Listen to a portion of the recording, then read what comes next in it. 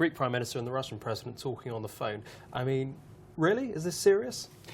Basically, in recent years, you've had obviously deteriorating relationships between the European Union, the United States, and Russia, East and West. It culminated very much in the Ukraine conflict, which continues now. So as a result, it's a very sensitive issue for Europe and the U.S., for the West, Russia. So from his perspective, from Tsipras's perspective, he's trying to use whatever leverage, limited leverage as he has, to try to play off saying that I have another option beyond Europe. The reality of the situation is that between Greece and Russia, there have been historical ties ranging from Greek Orthodoxy to ties between the Soviet Union and the Greek Communist parties. Many of those members still form part of the coalition of the current prime minister. But the reality is, once again, is that you don't see this ability. They don't have the leverage necessary. Russia is very limited in what it can do because it's confronted with the war in the eastern Ukraine. It's confronted with heavy sanctions from the European Union, and in addition to that, it also, I would say, is that the last thing it wants to do is complicate its situation even more, particularly when you have the low price of oil.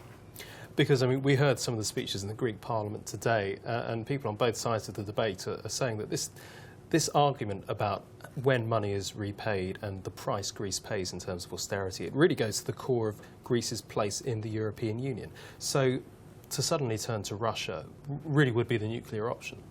Basically, it goes beyond economics. It's threatening a geopolitical shift to the east if Greece were to exit the euro.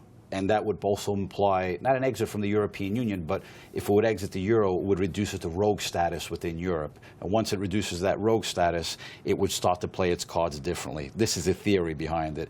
And obviously, implied in that also is the threat to exit from NATO.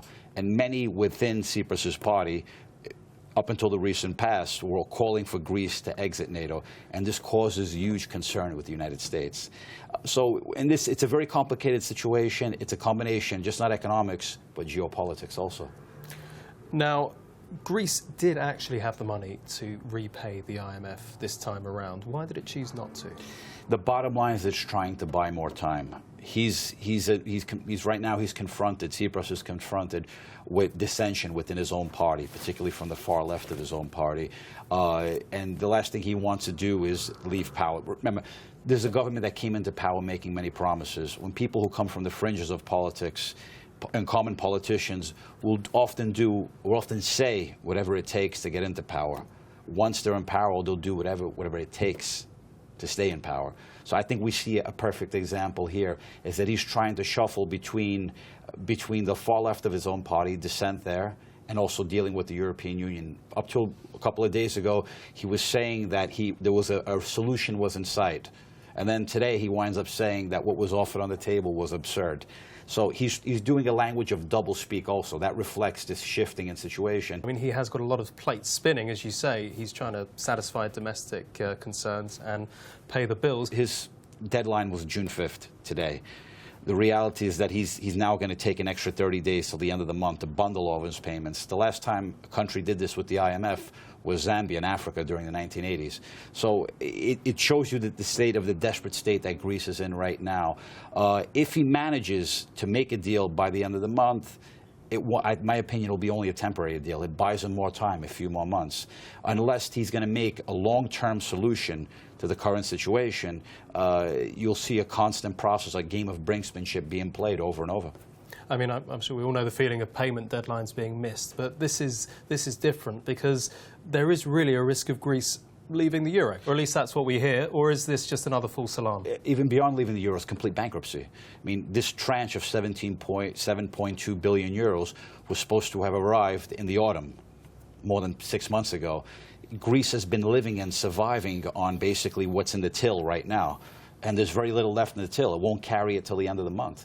So unless he can implement the pension reforms, the labor reforms, and an increase in VAT as being demanded by a united troika this time, IMF, European Central Bank, and the European Commission, unless he can come up and meet their terms, it's going to be very difficult to see how Greece is going to survive. It runs out of money.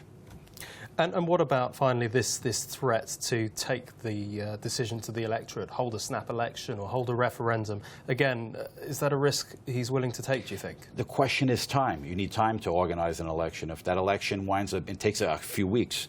So if he wants to organize this election, they may not be, by the time the election happens, the country may be bankrupt. So in that sense, the high risk, he's playing a high-stakes game. And the question is he fully prepared to deal with the consequences?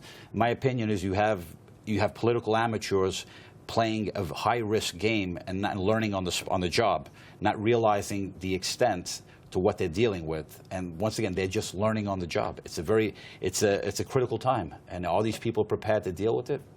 Big question mark. In my opinion, they haven't shown the ability or the professionalism to do so.